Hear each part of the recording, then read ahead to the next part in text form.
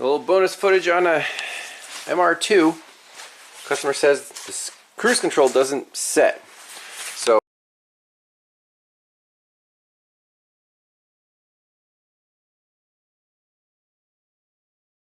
cruise control computer is back here next door to the engine computer, and we don't have pinouts on this generic diagram, just 18 wires.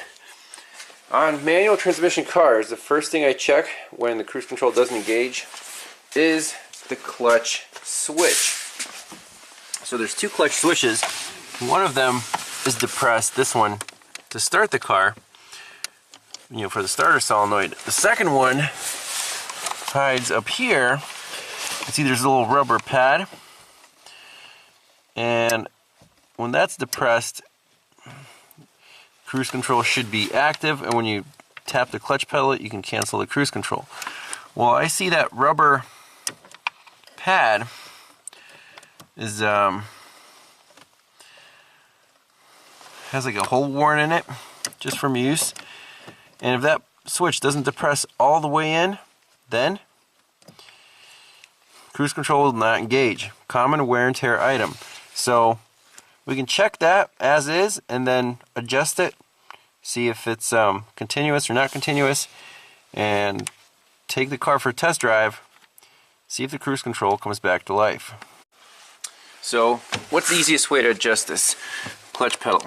As you can see, right now it's just slightly lower than the brake pedal. Usually the clutch pedal is level with the brake pedal or slightly higher. So right now the thing that's holding it back is actually the rod that goes to the master cylinder. You see how much slop there is? Let's get this lock nut loose, lengthen the rod a little bit, and I think that, see, would that push it back anymore? There's a spring. Yeah, I think that rod is actually trying to extend. So if we extend it, this spring will pull the clutch pedal back further, and this rubber donger will depress that switch a little better.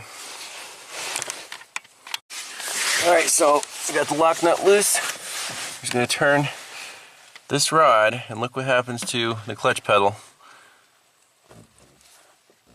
Oh yeah, there it is. I'll adjust it to right about there. Now, that's definitely nicer. So, clutch pedal adjustment. Hopefully, this cruise control will work perfectly after this little adjustment here. Let's take it on a rip.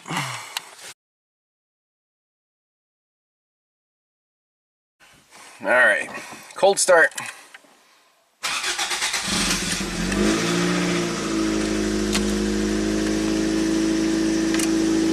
Sweet.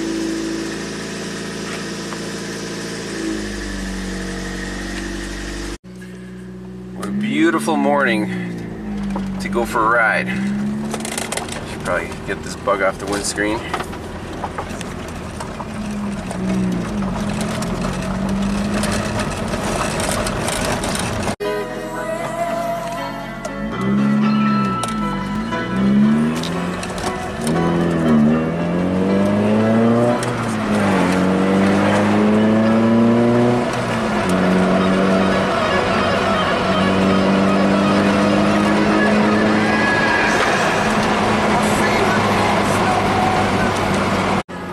Alright, let's try out the cruise control. Hit the power button, power light lights up.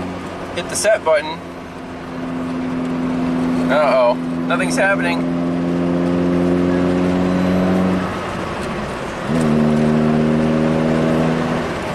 What is it not happy with? Still doesn't work. Dang it. Oh, I thought I was done. Other than the cruise control, this car is very happy. Just fires right up. No issues. Let's continue diagnosis on the cruise control. Nice. Back to the cruise control. We gotta check these inputs and outputs. Now I did last night with the car off, and everything checks out. Didn't find any issues except for that clutch switch. Let's check this cruise control vacuum switch, pin 18. So test light from battery positive to the switch. When the car's off, the test lights up. When the car's on, the test light comes back on. Right there. So this right here, little vacuum switch that ties into the T for the supply to the cruise control, and that works fine. I did a manual bypass check. There's 2 actuators in here that click. We didn't check the motor yet. We can send some current down there, see if that comes on. I did check continuity to the vacuum pump. So again, from battery positive to here, no issues. It doesn't mean the pump runs, it just means it can carry enough current through a test light. Let's energize the pump, see if it actually spins over. Alright, so I'm going to plug this in. Yes, the pump does engage. This little thing here. Now does it pump?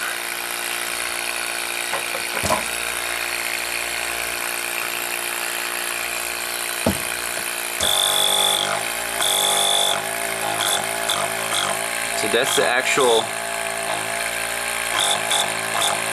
actuator. Does the actuator move?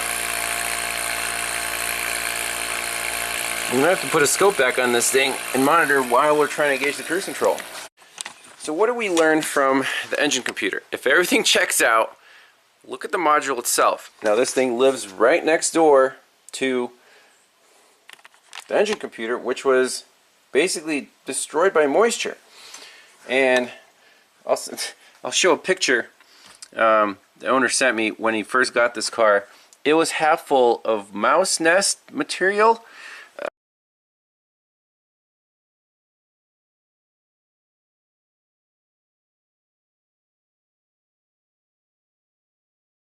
That's why the floor's all rusted through. So let's pop this thing out and see if we can split that box. And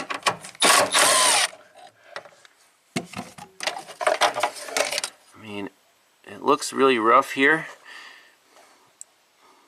Moisture could have definitely gotten inside. Alright, let's slide the guts out. See what's going on inside of here.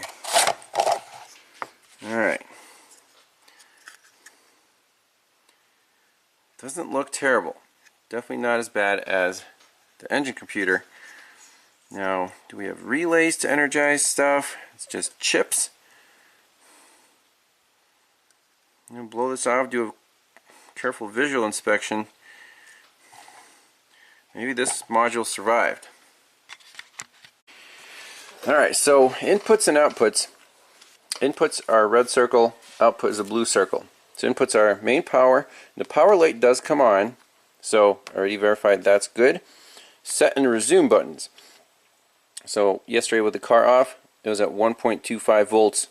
Just sitting there, you click the switch, it does pull it to ground. So that's good. The vacuum pump we verified works manually, bypass test.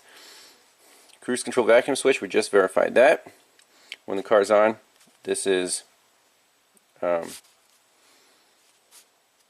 open. Then cruise control clutch switch, we fixed that. Speed sensor, I want to scope that with the wheels turning. And then these 2 outputs to the cruise control actuator, I want to scope those too when we hit the set button. Let's set up the scope again. And by the way, this does come on when you press the brake pedal. It's like the cancel switch. So 4 channels. Let's hook it up. Alright, we got the scope hooked up. First I want to verify on the red trace that the clutch pedal switch is indeed working. It is. If I turn the main power switch off, that drops to 0. That's good. Now let's monitor the speed signal while running the car on jacks. So that blue traces the speed signal. If I spin the wheel, it does go up and down. That seems fine. The other 3 traces are the outputs, vacuum pump, and the 2 actuators. Let's try to engage the cruise control. What the heck? Now it's a crank no start.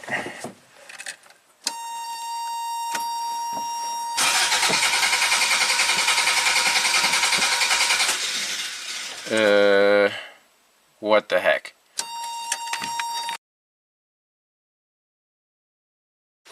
Guys, we have some garbage going on here.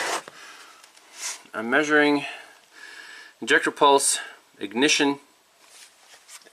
What is this crap? 4 volts on the NE signal? Let's see. I turn the key off.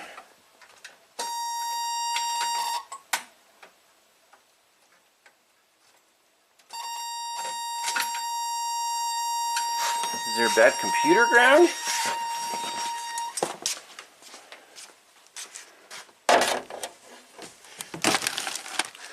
Just wiggle the connectors here.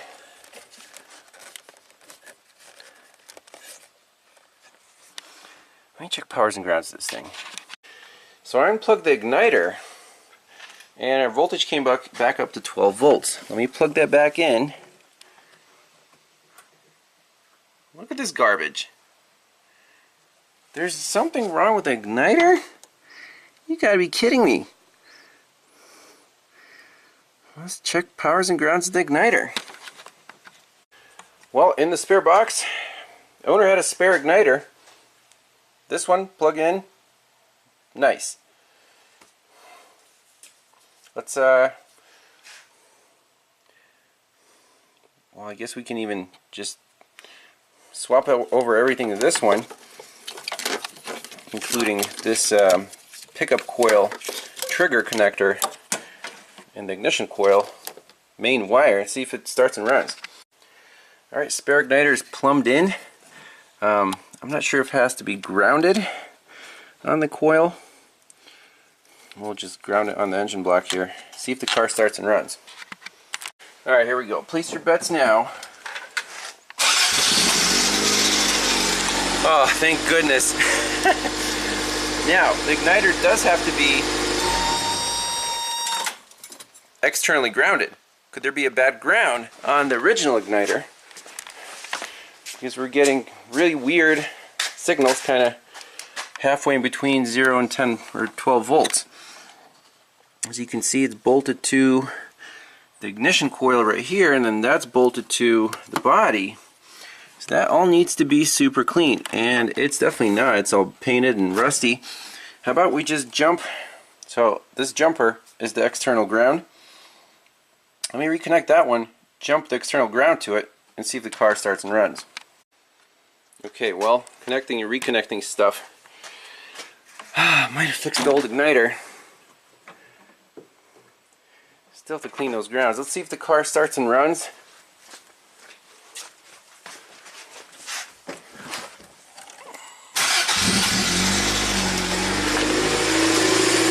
It does. On the original unit, I'm still going to clean up those grounds. So I got the bolts loosened up for the ignition coil and igniter assembly, and sure enough,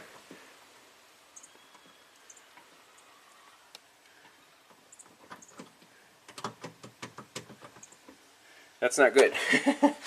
I also noticed that on the lower bolt, I see that the bracket wasn't even under the washer, so no wonder it was bad ground, and the bottom bolt is loose. So let me take out the top bolt and reinstall the bottom thing, tighten everything down, lube it up. This should be back in business.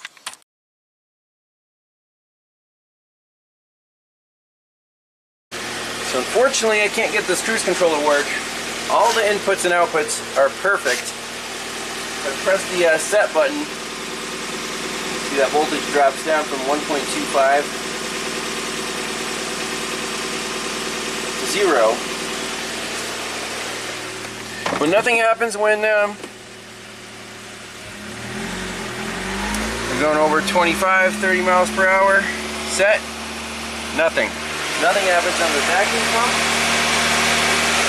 Nothing happens on the actuator. So unfortunately, I'm going to call this cruise control module. Man, 2 computer issues. I guess they're both in the trunk. They're both infested by mice and moisture and corrosion, even though the module didn't look bad. I don't know about this 1.25 volts. I think it should be 12 because it's a simple pull down signal. Everything else is 0 to 12 volts. So that's it. Maybe for bonus footage, we'll take a ride with the owner when he picks it up. So we're taking the MR2 for one more test drive before the customer picks it up. Hopefully it won't stall out, and hopefully he'll make it back to Connecticut. I'm honestly very impressed that this car made it from Connecticut in the state that it was in, with a corroded engine computer, with a poor ground at the ignition coil. But it's happy now, it just doesn't have cruise control. And my wife is with me, and what do you think? You're an 80s fan. Hey, I'm just hoping we make it back from the local polling place and don't have to walk. This will be like the Audi. Remember that through the belt? The road? We didn't get too far. Is that your belt? Yeah, that was my belt. So these restoration projects are always fun. They're always very time consuming, so keep that in mind, if especially if you're paying someone else to do some work on your car.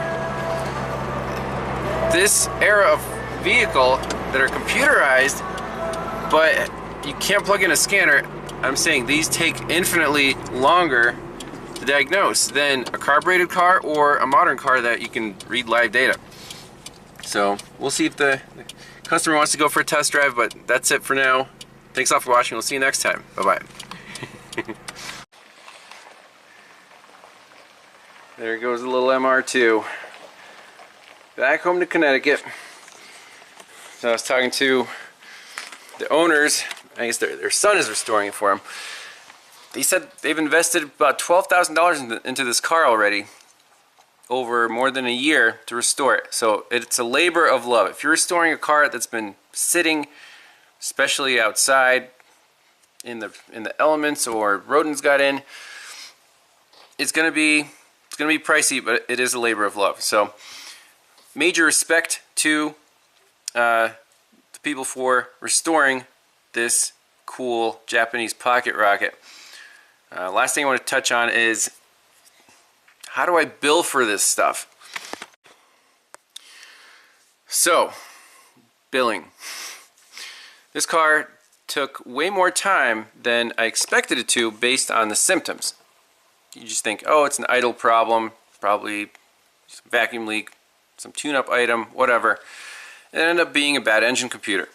Now, to call a bad computer, especially on an early car with no live data, no code setting capability, and it just has one problem like this, not easy at all. But doing the visual inspection, it was definitely a red flag that this thing had major corrosion. Now the fact that the car drove here just fine, I'm really impressed. You would think that the computer would just die and not run the car at all, but not in this case. So thankfully the customer had the correct replacement part in the box, so no extra parts required. But that's the way it goes. So I spent over 10 hours on this thing, plus the extra crank no start in the morning and the cruise control stuff. So they'll keep me updated if they can find a cruise control module to get that back online. But it is, however, we got some cool video footage, so I did give them a good discount. Usually I charge by the hour, but I capped it at 10 hours, including those 2 hours of research of wiring diagrams and all that stuff. So they were very pleased, and hopefully the MR2 will keep going for a long time. Thanks a lot for watching. We'll see you next time. Bye-bye.